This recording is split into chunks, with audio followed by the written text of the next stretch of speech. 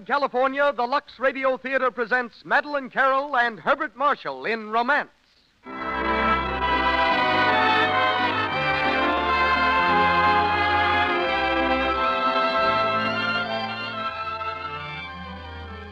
Lux presents Hollywood and extends thanks to you, ladies and gentlemen, for your purchases of Lux Toilet Soap and Lux Flakes. It is your loyalty to these fine products that enables us to bring you the Lux Radio Theatre every Monday night. This evening, our cast is headed by Herbert Marshall and Madeline Carroll, starring in Romance, with Ralph Morgan and Claire Dodd. Walter Wanger, Hollywood's eminent producer, will be heard as special guest. Our music is conducted by Louis Silvers. And now, your host and producer. Ladies and gentlemen, Mr. Cecil B. DeMille.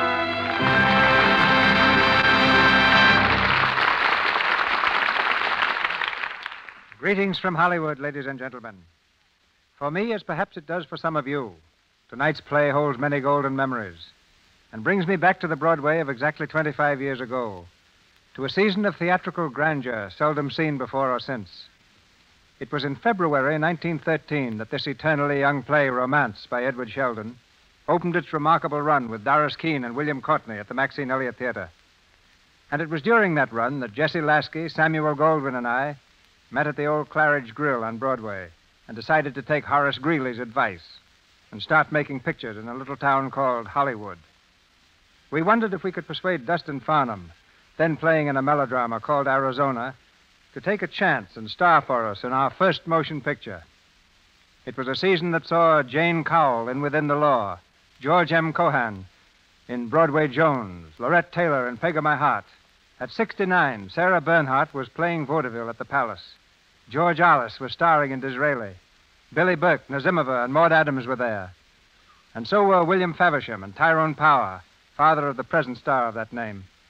At the same time, a young man named Douglas Fairbanks was bounding through a piece called Hawthorne of the USA. And 25 years ago, as today, Snow White and the Seven Dwarfs was playing to packed houses. Only the star then was Marguerite Clark. And so tonight, on its 25th anniversary, we bring back Romance, a drama as ageless as love itself. Twice a motion picture, our radio play stars one of the loveliest ladies of the screen, Madeline Carroll, as Margarita Cavallini, and Herbert Marshall in the role of Thomas Armstrong, whom we meet for the first after he had become Bishop Armstrong. Miss Carroll is now engaged in filming The River is Blue, a Walter Wanger production, and Mr. Marshall has just completed Mad About Music for Universal Studios. As Cornelius Van Tuyl, we welcome that veteran performer, Ralph Morgan, while Claire Dodd will be heard as Susan. The Lux Radio Theatre presents Herbert Marshall and Madeline Carroll in Romance.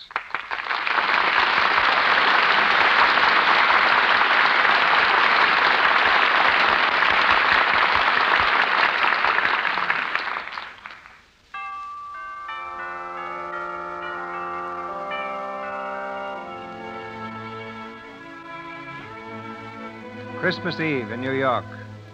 In the library of a pleasant old house on Washington Square, Bishop Thomas Armstrong rests comfortably in his favorite chair beside the fire. Out of the corner of his eye, he watches his grandson, Gerald, who stands looking out of the window, a worried frown on his face. The silence is broken only by the ticking of the clock. The old bishop lights his pipe and blows a reflective ring at the high ceiling and speaks casually. Who is she, Gerald? What's that? I said, who is she? Who? The young lady who's causing you so much anxiety. Why, how did you know? When a young man comes to visit his grandfather on Christmas Eve and devotes the entire evening to cracking his knuckles and looking at his watch, I jump to the obvious conclusion. Who is she, Gerald? Well, as a matter of fact, there is someone. I was just debating whether to tell you about it. I'd like your advice, Grandfather. Thank you. A great many people have come to me for that, Gerald. It usually turns out, though, that what they were looking for was a sympathetic listener. Well, that's part of it, too. You see, I can't speak to Mother about it. Not yet, anyway, and, well, you'd better prepare yourself for a shock. You see, I'm going to be married. When? You're not surprised? No, not very. It's quite an old custom, you know. What's her name? Lucille Anderson. I don't think you've ever heard of her, but she's an actress. I see. That does surprise you. Just a little. She's very beautiful, I suppose? Yes, she is. And clever, too, and sweet. I never met anyone like her before. When you come right down to it, she's 10 times too good for me. She's wonderful, really. Of course she is, of course. Go on, Gerald. Well, things have been pretty tough for her lately. You see, she has no folks, and jobs are scarce, and... Well, she's living all alone in a rotten little boarding house up in the 50s. And that's why I think I ought to marry her now, right away. You think I'm right, don't you? Well? I don't know, Gerald. You're pretty young, of course. Yes, but... And your life's just beginning. You'll change. And there may come a time when you'll need more than any little actress can ever give you. You've got to be very sure, Gerald. But I am sure. Oh, I might have known I couldn't make you understand. You changed the minute you heard she was on the stage. No, I didn't, my boy. I didn't change. I only remembered. And I do understand, Gerald. Believe me. I don't see how you could very well. When you were my age, things were different. You were a minister. And ministers don't have emotions, is that it? Well, I didn't mean it that way. I know. Sit down, Gerald. I want to tell you something.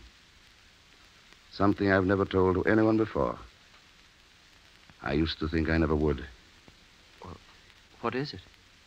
Something that happened to me when I was just about your age, nearly 50 years ago.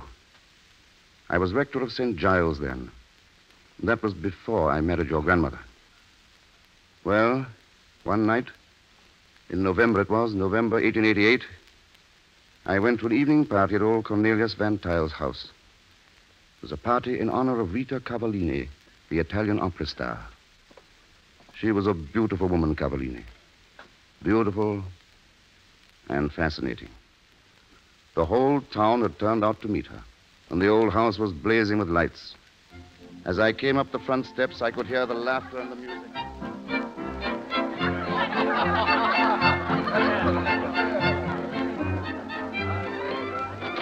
Good evening, Mr. Armstrong. Evening, Joseph. Am I late? A bit, sir. Mr. Van Tile's been asking for you. Tom, where have you been? Oh, Susan. I thought you'd never get here. Uncle Cornelius has been pestering me to send a carriage around after you and... Tom, What? what's the matter with your eye? I? Your right eye. It's all red. Oh, that. Well, the regular Wednesday evening boxing class met in the gymnasium of the church. One of my pupils is on the way to becoming a master. Oh, Tom. And you know you're supposed to lend dignity to the party. And dignity it shall be. I'll present her to the left side of my face. Where is he? In the hall, sir. There's Uncle Cornelius. Good evening, Mr. Van Tile. Tom, I've been looking for you. How are you, my boy? Splendid, thank you. Well, have you met her yet? Cavallini, no. Well, you must, of course. I'll see if I can pry her loose from her admirers. I'll be back in a moment. Well, shall we get some supper? Cavallini first, supper afterwards. Business before pleasure. You're not very keen on this, are you? What? Being presented to the great Cavallini. Well, it's a little out of my line, if that's what you meant. Well, I'm glad you're here, even if you aren't. You can help put the gossip brigade in their places. They've started already. On Cavallini? Yes, they've been whispering all sorts of things about her. Tom, I want you to be very nice to her. You will, won't you? Of course I will. Well, come along then and have some supper. It'll be hours before Uncle Cornelius gets her away. Please, Madame Cavallini. Oh, please. My cat danced, Madame Cavallini. I remember distinctly. But Madame Cavallini promised it to me. Per carità, signori. I have done so very much tonight. Gentlemen, if you please. Madame Cavallini is tired. If she's to sing again tonight, I think she ought to rest. Si, I really think so. Thank you so much, signori. Take me away, Cornelius. Quickly, please. Come along. Excuse us, please. This way, Madame Cavallini. Sit down, Rita. Here. Oh, I thought you would never rescue me, Cornelius. Oh, those young men. Oh, Dio, they are so enthusiastic. Oh, well, you'll be safe up here. But no more people tonight. please. Just one or two. There's a young fellow here, rector of St. Giles. Oh, Cornelius. Do you mind? I am very angry with you. Why? You invite me to your house. Bene. I am happy to come. But I find I'm invited as an artista, not as a friend. Oh, Rita, don't be absurd. It was not like this in France, in Millefleurs. I was not just a singer from the opera then. You have not forgotten? Do you think I ever could? Do you remember the night I sing to you, when you walk up and down below the window, and how we watched the sea? Il bellissimo mare. Side by side in the moonlight. I remember. And other evenings, too. It makes me sad a little. But why?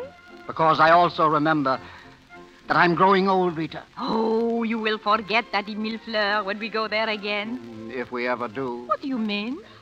Time doesn't stand still, Rita. You're young. You've everything before you. And I... Well...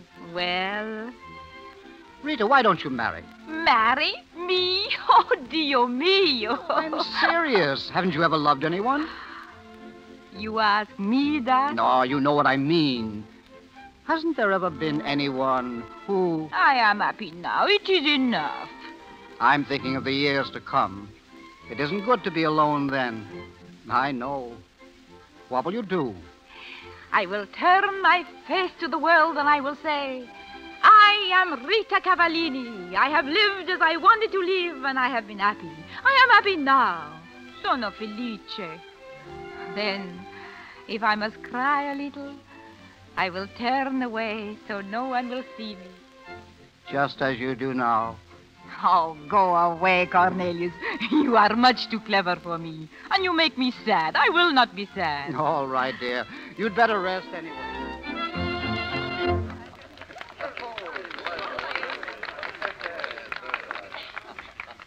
Are you, sure Mr. Van Tile isn't in the drawing room, Joseph? Quite sure, Mr. Armstrong.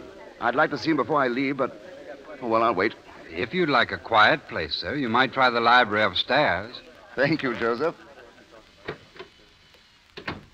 Good evening. Oh, I'm sorry. I didn't know anyone was here. The butler told me that I could... No, go, please. I didn't mean to disturb you. I was just looking for a quiet place. I am not disturbed. I shall only be here for a moment anyway. Please, you sit down. Thank you. You don't like parties, huh? Well, I wish you hadn't asked me quite so directly. I know. I don't like them either. I don't believe we've met. My name is Armstrong, Tom Armstrong. I'm rector of St. Giles's Church. Rector? Che vuol dire? The minister, clergyman.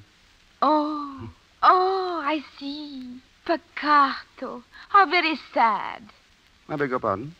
You are too young. No, not really. I mean, ministers aren't always old.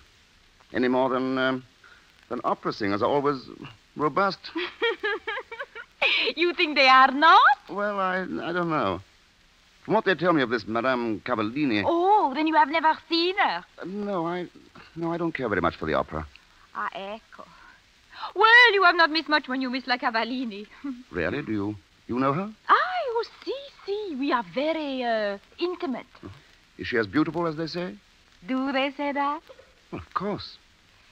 Well, she is not. She is really very ugly.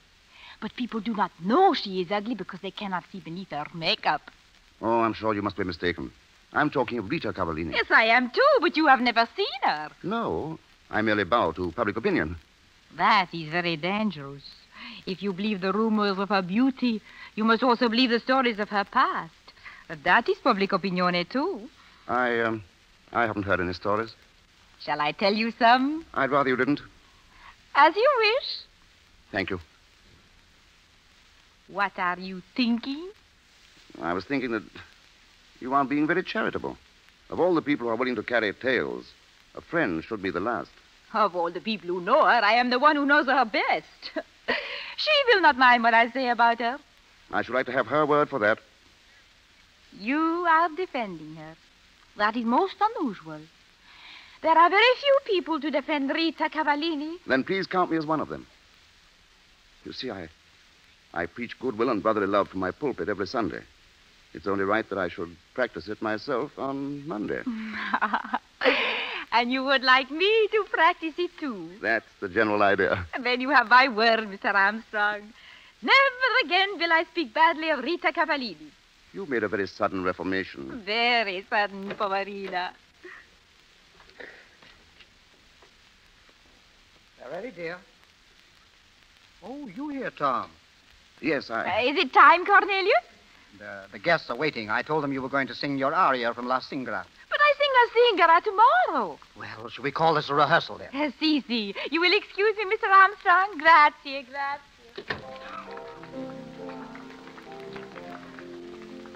Tom, shall we go down? I'd like you to hear this. I'm sure you'll enjoy her singing. Tom, what's the matter? Is there anything wrong? Mr. Van Tuyl, I feel very, very silly.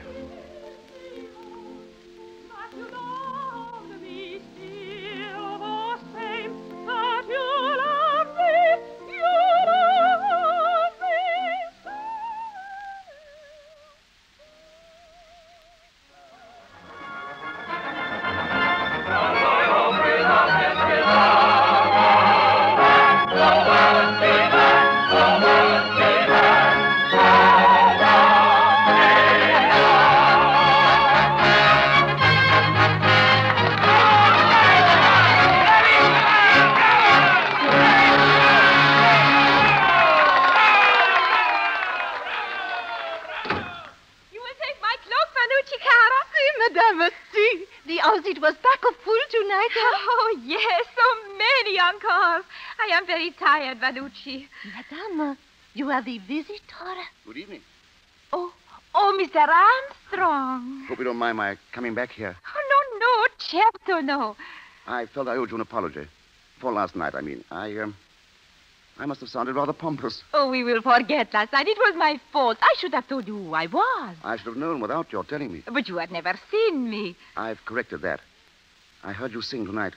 You were wonderful. Oh, grazie, mille grazie. Well, You are not going so soon. I live downtown, you know. It takes quite a while to... My hotel is there. I will drive you in my carriage. Well, that's very kind of you. Will you wait? I shall only be a moment.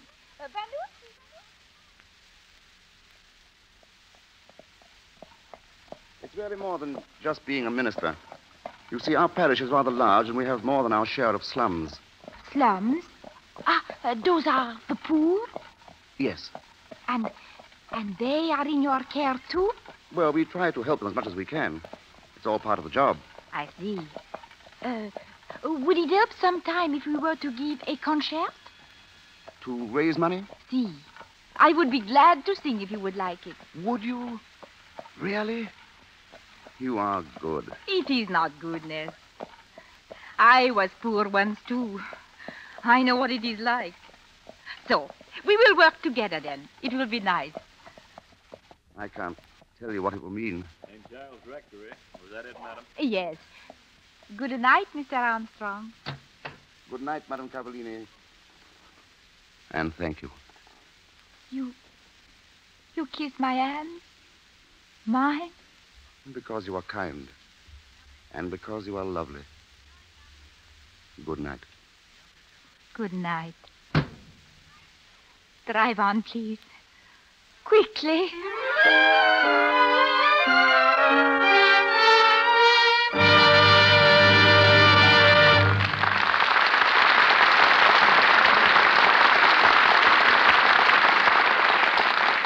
Tonight, in our brief intermission, I want to introduce a man who's been creating quite a little stir around here. Just between us, I mean among the ladies. He's dark, handsome, and mysterious. Who are you anyway, stranger? I'm the charm man. So I've noticed. But do you think you ought to boast about it? I don't mean what you think. I mean I tell the ladies how to rate their charm. Rate it? Yes. Figure up how much they have in actual percentages. No wonder you interest the fair sex. Can you tell the ladies in our audience how to do that? Yes, I can. They can rate themselves or have someone else do it. They'll need pencils. Pencils? All right. Are you ready, ladies? Go ahead, Mr. Charm Man. A perfect charm score would add up to 100%. Ready? I'll give you the top percentage allowed for any one charm, and then you give yourself as much of that as you think you deserve. Ready now? A really beautiful figure rates 40%. Mark down what you deserve. Got it? All right. Smooth, well-kept hair rates 15%. Got your percent? Exceptionally nice eyes rate 15%. Good teeth rate 15%. Smooth white hands 15%. Hold on a minute, Mr. Charmman. That adds up to 100%, and you haven't even mentioned a lovely complexion. You've got to remember this is a Lux toilet soap broadcast, and we think a lovely complexion's the most important charm of all. Well, don't get excited, Mr. Ruick. I agree with you perfectly. There's a very good reason why I don't put clear, smooth skin on my chart. Yes? What is it? You see, Mr. Ruick, the point is that unless a girl has clear, smooth skin, there's just nothing I can do for her. I have to call this whole charm rating thing off. Thank you, Mr. Charmman, but I'm sure that isn't going to frighten the lovely ladies in this audience. They know how to keep skin soft, smooth, attractive, how to guard against the choked pores that cause cosmetic skin, dullness, tiny blemishes, enlarged pores. They remove dust and dirt, stale rouge, and powder thoroughly with Lux Toilet Soap's active lather before they put on fresh makeup and always at bedtime. You see, they know Lux Toilet Soap is the mild, pure white soap that 9 out of 10 screen stars use to guard their million-dollar complexions. And the ladies in this audience are pretty and wise. We return now to Mr. DeMille and our play. We continue with Romance, starring Madeline Carroll and Herbert Marshall with Ralph Morgan.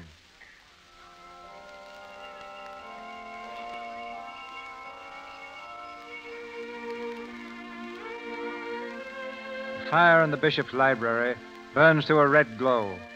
The old man has paused in his story, looking thoughtfully into the flames. Now he turns to his grandson, and in a low voice picks up the thread of his old romance. And so we planned the concert together, Rita Cavallini and I, almost 50 years ago. We saw a good deal of each other for a few weeks. We became very good friends. It was more than friendship, but I didn't know it then.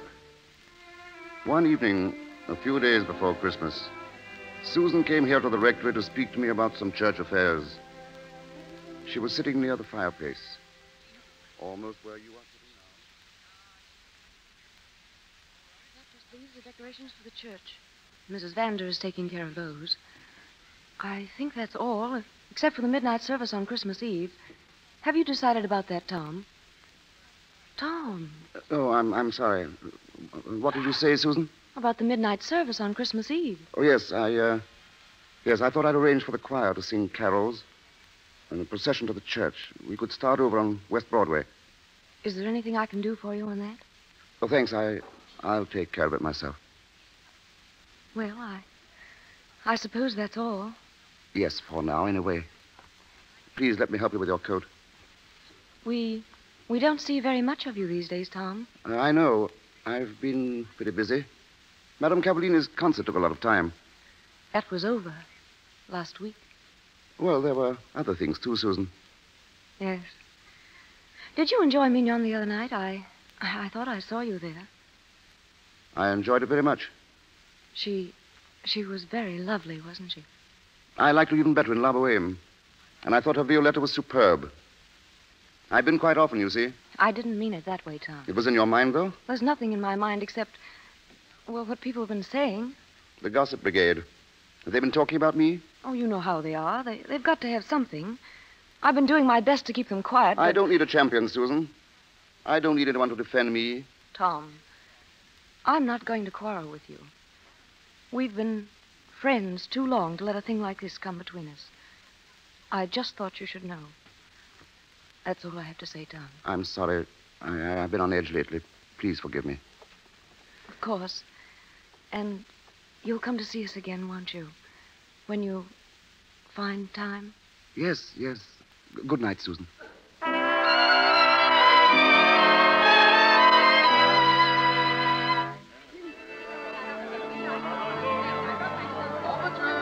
Overture. Ready, madam. Overture. Presto. We must hurry, madame. Overture, the boys say. I am ready, cara. My scarf, please. The scarf. Where is it? Go away. It is too late. Go away. No. Open the door, Vanucci. But, madame. Open the door, please.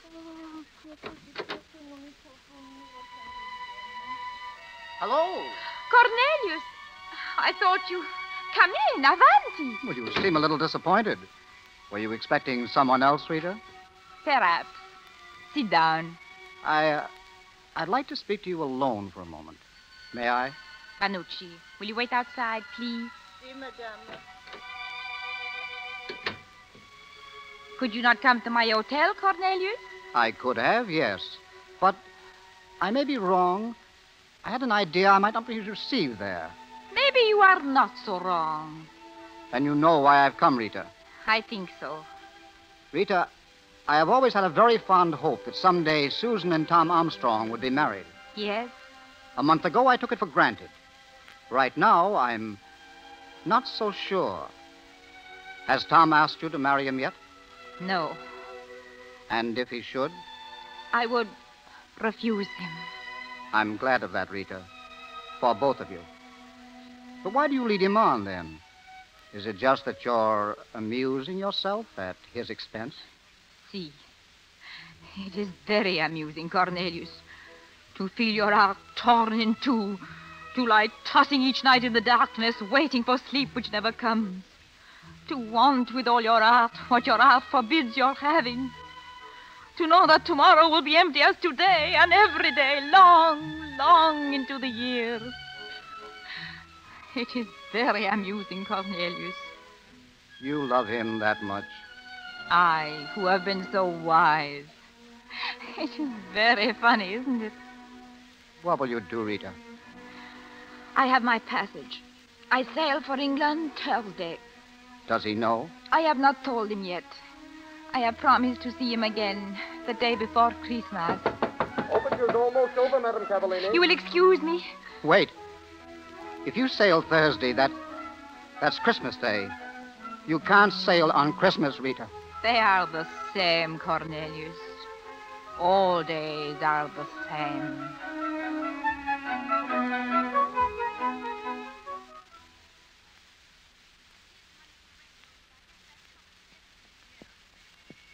Was it the rectory you wanted, madam? Please, you may stop here. Yes, madam. Beautiful day, isn't it? Mm-hmm. You want me to wait? What is that singing? Comes from the church. St. Giles' choir, I guess. Oh. Yes, wait. Please.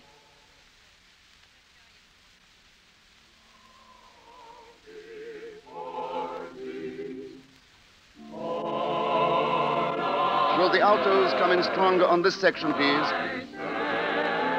A little more. Mr. Armstrong. Yes? There's a lady just came in the back of the church. Someone to see. Oh. Will you take the rest of the rehearsal? Yes, sir. Rita, I didn't expect you so soon. You must not let me disturb you. Oh. No, it's quite all right. Shall we go into the rectory? If you want. We can cut across the garden. This way, Rita. We're rehearsing for the procession tonight. Do you think you'll be able to watch it? Perhaps. I am usually tired after the theater. Oh, well, you'll probably be able to hear it from your hotel. There we are, Rita. Thank you. Mr. Armstrong? Yes, Kate. Mr. Armstrong, Mr. Van Tile is here. And the ladies from the Mother's Aid Committee have been waiting since 4 o'clock. Oh. Do you suppose they'd mind waiting another half hour, Kate? I don't think so. They seem to be using their time very well. They're getting a donation from Mr. Van Tile. Good. I'll be in the library, Kate. Yes, sir. Go in, Rita. Here. Sit over here by the fire. You must be cold. I'm not really. You'll have some tea? Thank you. I cannot stay very long, Tom. Oh, but you've got to. I think perhaps I feel a little out of place here. Oh, nonsense. You've got to come often. My sister's coming down from Boston next week. I want you to meet her. You'll... Tom. What? I will not be able to meet your sister. I will not be here next week. Why? Tonight is the last performance. I am sailing tomorrow. Rita, you can't. I must, Tom. When did you decide this? It must have been very sudden. No. And you didn't tell me. I didn't want anything to spoil these last few weeks. I don't want anything to spoil them now. Rita, you mustn't go. Stay just a little while. Stay until spring. Non posso. I must sing in Roma next month. In Aprile, I go to La Scala in Milano and... Rita, listen to me. You're not going to leave. You've never given me a chance to tell you how I really feel about you. I'm going to tell you now. I love you, Rita. I want you to stay here. I want you to marry me. Will you, Rita? Why do you look at me like that? Didn't you know it, Rita? Didn't you know that someday I'd tell you? I was afraid you would. You are very foolish to love me, Tom. I don't believe that. I must make you believe it. You can't. Because I think you love me too, Rita. No. Then what have all these weeks meant to you? Have they meant nothing? A little light in all the darkness. No more. A little warmth in the cold. A little flame that burns not long.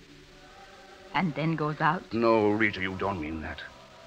You can't, Rita. No, please. Rita. Let me go. Tell me I'm right. Tell me you love me. I love you, Tom. Rita. I love you. Caro, I love you. There is nothing in this world but you and me. Nothing. This is our moment.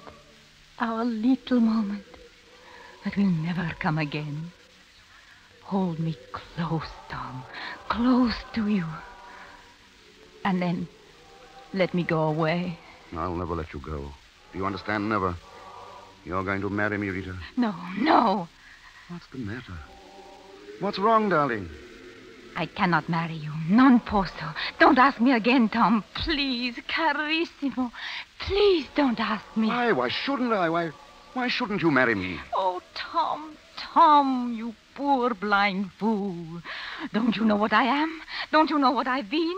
Cannot you see it in men's eyes? The men who crowd around me with their knowing little smirks. Ask your friends why you cannot marry me, and your churchgoers. Ask your friend, Cornelius Van Tuyl. He'll tell you. I don't believe you. You're lying. There's something else. Ask him. Very well, I will. Come in. Mr.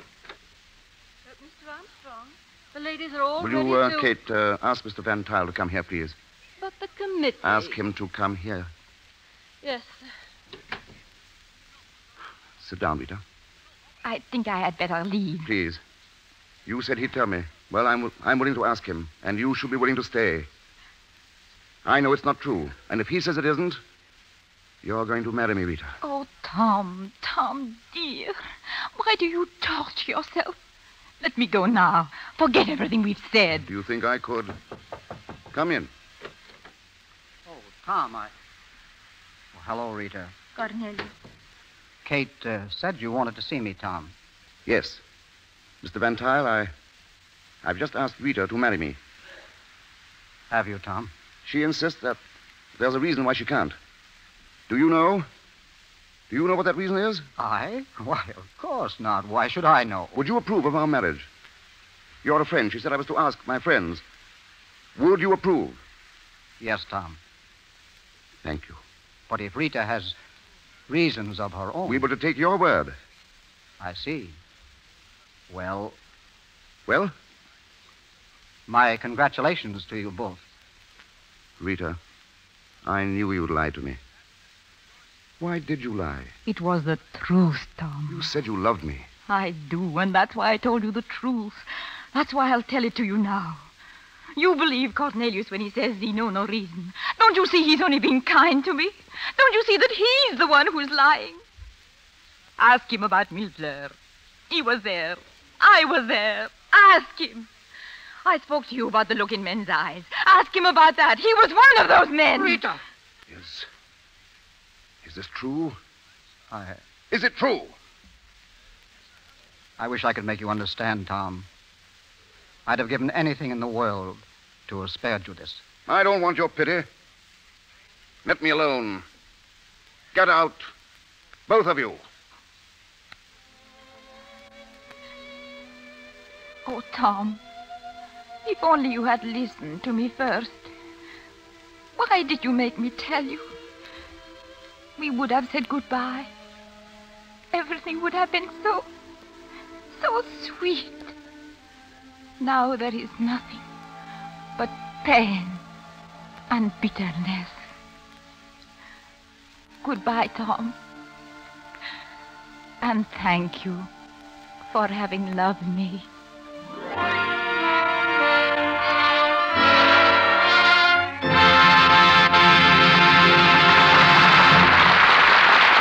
We pause for station identification. This is the Columbia Broadcasting System.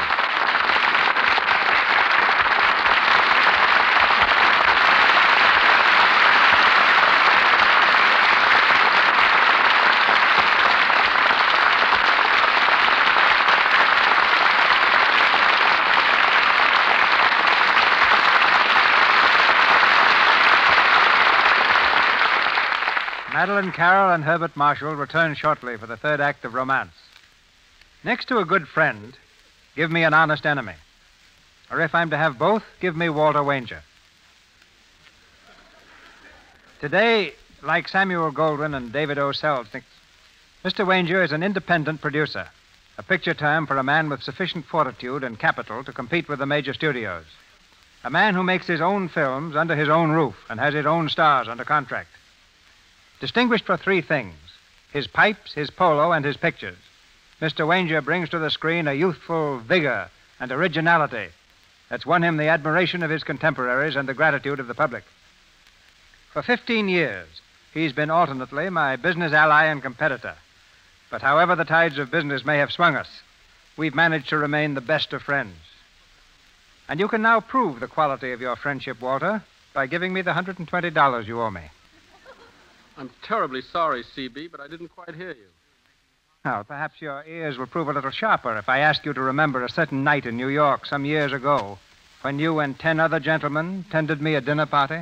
Oh, that's better. Of course I remember. And if I may say so, it was all my idea. You had entertained us so lavishly at your ranch that we just thought it'd be nice to reciprocate. And after dinner, you all went to a prize fight, but I had a cold and had to go to bed? Oh, yes. How is your cold? Oh, much better, thank you. And all of you left in such a hurry that I found myself in the unique position of having to pay for a dinner party given in my honor. The bill was $120, and if you don't mind, I would... Nobody can hear a word you're saying, C.B. I must say, as a producer, your diction doesn't set a very good example. And you can prove how good a producer you are by producing $120. Oh, well, never mind. I suppose you are my guest. What would you like to talk about? Well, as a rule, producers always talk about how good they've been. Let's you and me be different and talk about how bad we've been, at times. Walter, you're always a leader in new ideas, but I think that idea is terrible. Oh, you do? Speaking of poor ideas, did you happen to see a picture quite a few years ago called Four Frightened People? Who made it? You did. Oh, did I? Oh, so I did. That was very funny. After making it, I thought of changing the title to Five Frightened People. I was the fifth. But what about that super colossal idea you made, the President Vanishes? That was also an artistic success. After seeing it, I packed my bags and left a note telling them to change it to Wanger Vanishes. But seriously, C.B., I only hope that by the time I've spent 25 years trying to pull them out of the hat, that my record of hits will be half as brilliant as yours. Thank you, Walter. And I meant what I said about your being the top new idea man. The industry will never get enough of your courage and foresight. Thanks. And speaking of ideas, apparently you had a great one in The Buccaneer. Oh, have you seen it? Of course not. Oh. Do you think I'll stand in line for 3 hours? You can't get near the box office. Well, Lafitte was a great pirate. You might get some ideas. Tell me, what pictures are you working on now? Well, by this time next year, I hope to have completed 8. Among them, a story on modern Spain called The River is Blue, starring Madeline Carroll and Henry Fonda. Then there will be a screen version of Vincent Sheehan's autobiography, Personal History.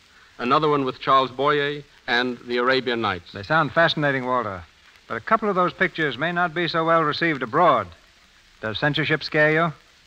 Do you think pictures would be better if regulations were stricter or more lenient? I've no particular complaint along those lines at all, C.B., except that I must say I feel we deserve the same freedom as the press. But certainly, crudeness and vulgarity have no place in motion pictures. I agree with you 200%. Besides, with so much Lux soap around my studio, how could our product be anything but clean? That's right, Walter. Give credit where credit is due. Well, I just wanted you to know that Lux soap is part of our official equipment. But getting back to pictures, what are we going to do, CB, when it seems that the greatest stars of the moment are the Seven Dwarfs and a woodpecker's pantry called Charlie McCarthy? Well, we'll do what we've always done, Walter. Find new stars, like those you're now cultivating. Louise Platt, Tim Holt, Marla Shelton. But doesn't it take more than a producer to make a star? It's the public who really makes them. And you who are listening now can help Mr. DeMille and me and every other producer if you'll do simply this. When you see a newcomer on the screen, or someone who isn't so new but whom you think should be given more of an opportunity, just let your theater manager know your opinion or send it to us direct. You don't want to see mediocre pictures, and we don't want to make them. You'll minimize them by letting us know what type of pictures you want to see and the people you want to see in them. Thank you. Good luck to your 8 pictures, Walter. And I'll forget the $120. Our play, starring Herbert Marshall and Madeline Carroll with Ralph Morgan, continues.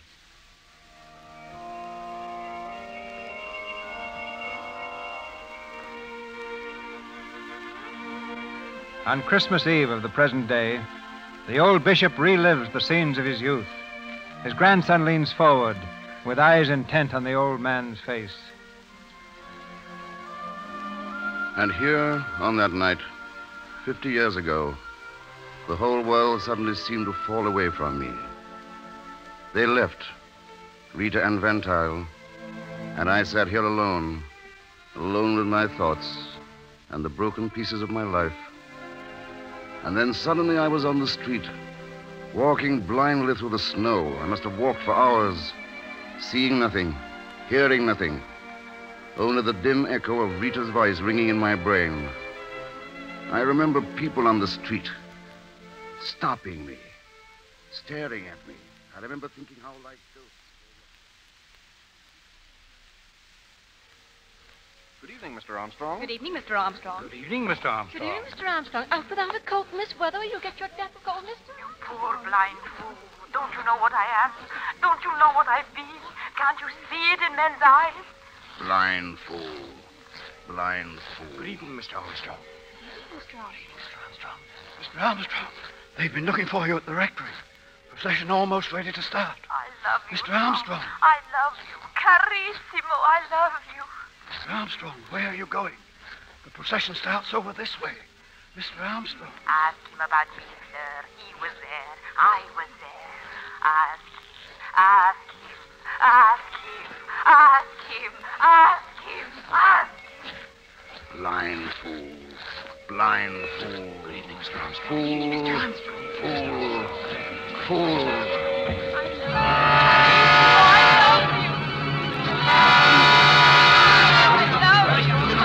Good evening.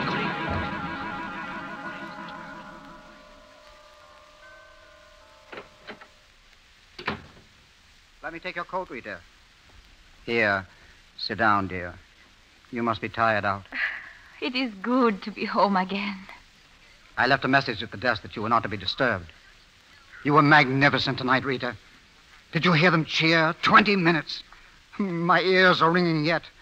It was a great triumph, Rita. The greatest of your whole career. Did you know that? A great triumpho. Tomorrow they will have someone else to worship. A month from now, they will not even remember my name. Si, un gran triunfo. Rita, you didn't always feel this way. Things were different then. Something happened to me this afternoon, Cornelius. Something went dead inside of me. I'll never really live again. You will, Rita. Don't think I'm being hard, but time has its own way of healing wounds. I know time heals everything. But will it take that look from his eyes when I told him, Cornelius? Can time give him his youth again, his smile, his light heart? Even that, Rita, believe me. And for you, there's work. And perhaps in Millefleur, perhaps we can find that magic again, Rita. You and I. No, Cornelius. Why not? Why can't we try? Don't you know? That part of my life, it's over. It's finished, Cornelius. Oh, I know you're trying to be kind, but is it kindness? In these last few weeks, I learned something all new and beautiful. the goodness of the world. It come like some great light that burn and blind and strike me to the ground. For the first time, I see myself as I am, and it hurts me so. I cannot go back now, Cornelius. But if you could only forget. I do not want to forget. I want to remember. Every day, every hour, every minuto, I want to remember. Because he'll remember too. And perhaps someday he'll know how much I really loved him.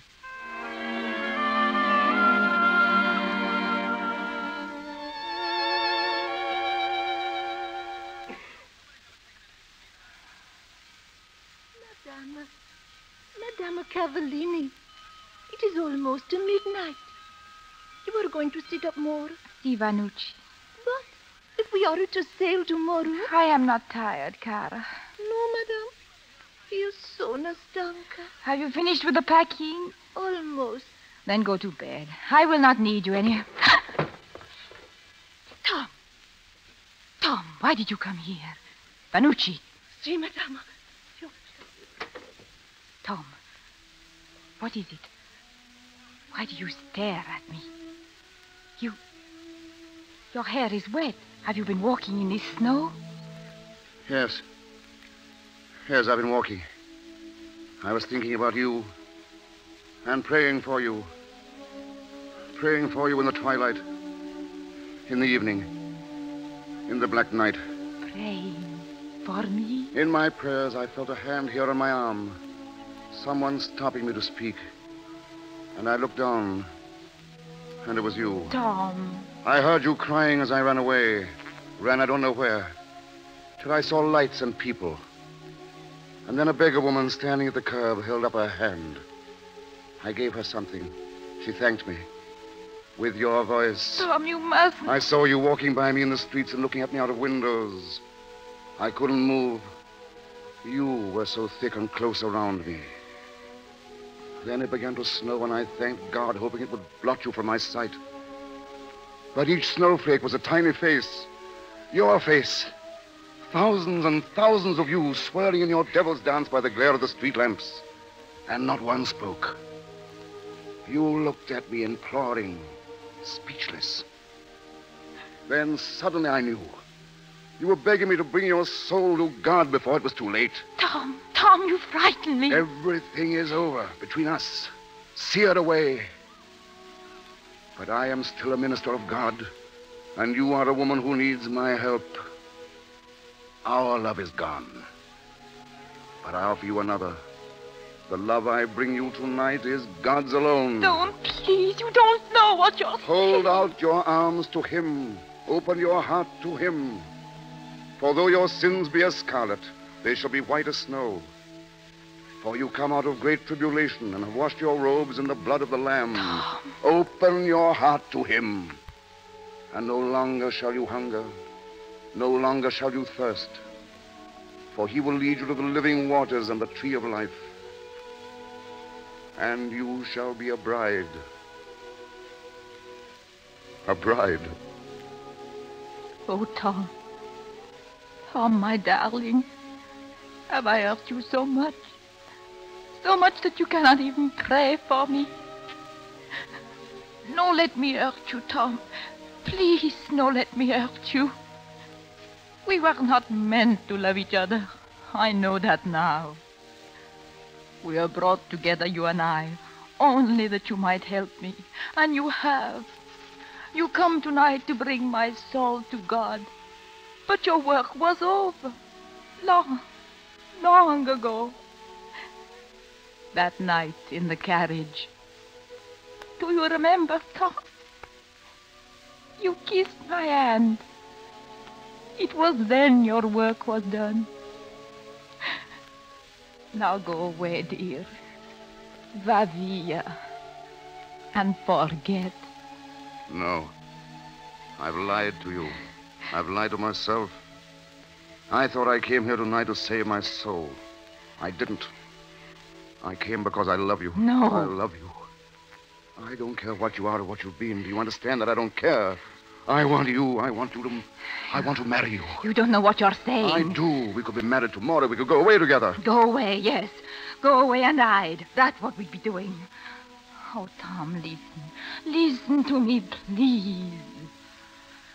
For the first time in my life, I know what it is to be strong. Let me keep that strength. Let me be a little proud and hold my head up high. Don't make me ashamed again. You have your church, your work. You're more to me than that. You're more to me than life. Tom. Am I more to you than God himself? You prayed for me before. Now let me pray for you. Rita. Please go. Now. Before it is too late. Listen. You hear? That's your world. That's where you belong. Go back to it, Tom. Go back to God. Rita. Ave Maria, gratia plena, Dominus tecum, benedicta tu in mulieribus, Rita. Et benedictus fructus ventris tuis, Jesus. Sancta Maria, Mater Dei, ora pro nobis peccatoribus, nunc et in hora mortis. Amen.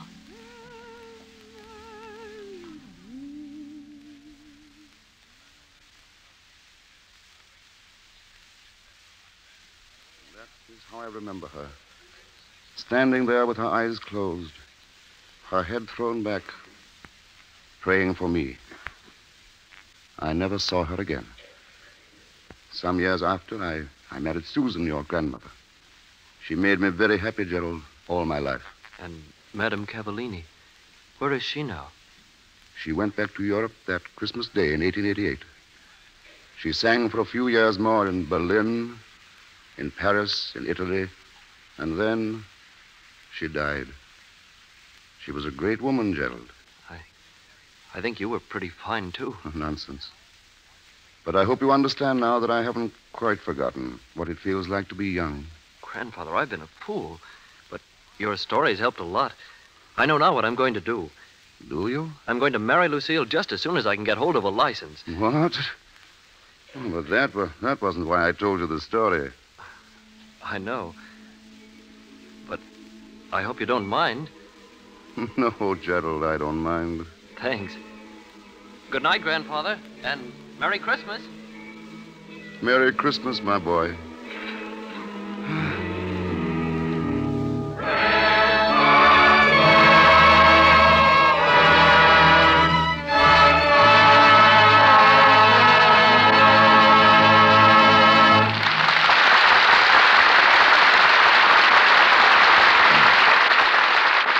Slowly the curtain falls, and our evening's romance is over. Not since a year ago last December, when we presented Cavalcade, have we had the pleasure of hearing from Madeline Carroll and Herbert Marshall together and as themselves. To their native England, Hollywood owes a great debt for giving us not only two superb performers, but two very charming people, Miss Carroll and Mr. Marshall. Thank you, Mr. DeMille. You know, Hollywood is the most amazing place in the world. Are you speaking for the Chamber of Commerce, Madeline, or for yourself? For myself. Last fall, I left Hollywood to visit my place in Spain. I traveled 6,000 miles, only to find that the better part of valor was to keep out of Spain. Then I came back to Hollywood, and before I had a chance to catch my breath, I found myself in Spain. Just one moment, Madeline. Would you mind starting again at the beginning? I'm afraid that... Well, it's just as startling as it sounded, Bart. This picture I'm making, The River is Blue, is as Spanish as a bullfight or a hot tamale. And if you'd like to see what Spain really looks like, just come along to the location set Mr. Wanger has built down the coast, some 30 miles from here. I can't show you my house, but I can show you a Spanish seaport to the life. Speaking of Mr. Wanger, Madeline, do you suppose he was being, well, just polite when he complimented Lux Soap? I'll have you know that Walter Wanger is never just polite. Don't expect a compliment from him unless you've really earned it. I know. I work for him. Believe me, Mr. DeMille, there's no chance of anyone getting conceited working for Walter Wanger. Now, if you still want his statement verified, well, I'm the one to do it. Lux soap is always in my dressing room at Wanger Studios. And that's most accommodating, for then I don't have to bring it from home. From that, Mr. DeMille, you may gather that I'm one of the most faithful users of your product. Thank you, Madeline, I do. And by the way, I understand an important birthday will be observed this week. Of course, Mr. DeMille. Washington's birthday. Tomorrow. I should have said 2 important birthdays. Washington's and yours. I'm a bit early, but many happy returns from all of us. Thank you, sir. But if that surprised look on your face is the result of my remembering Washington's birthday, then be informed, please, that you're talking to an ex-school teacher. Madeline, with a teacher as beautiful as you at the blackboard, I'll bet you got a carload of red apples a year.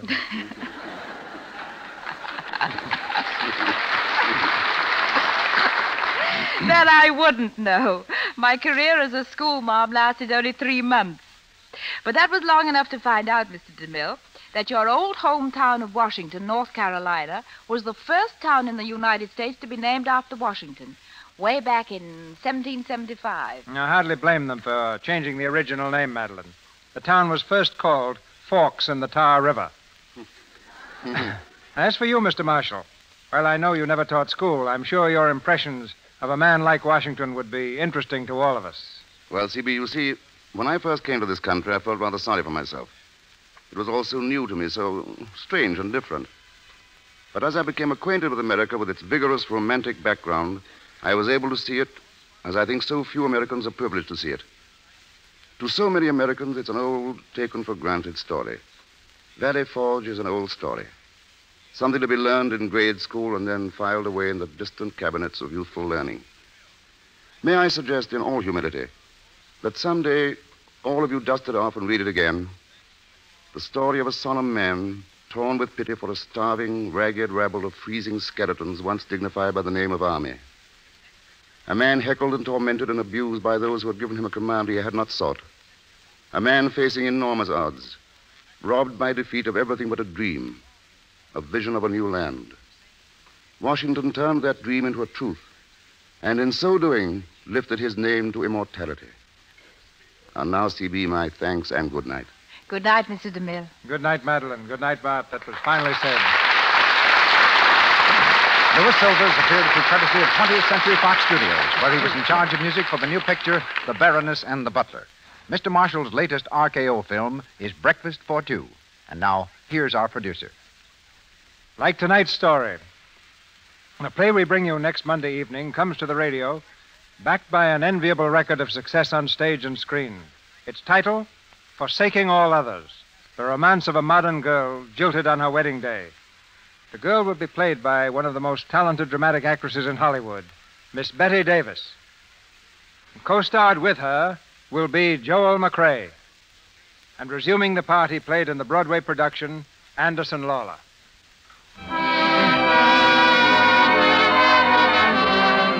Our sponsors, the makers of Lux Toilet Soap, join me in inviting you to be with us again next Monday night when the Lux Radio Theatre presents Betty Davis and Joel McCrea in Forsaking All Others.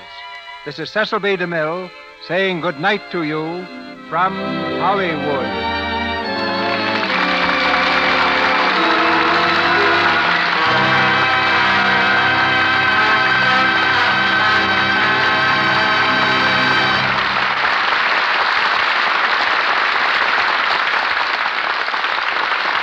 Waltz Die Gendarme, heard tonight, is from the collection Waltzes of Vienna. This is the Columbia Broadcasting System.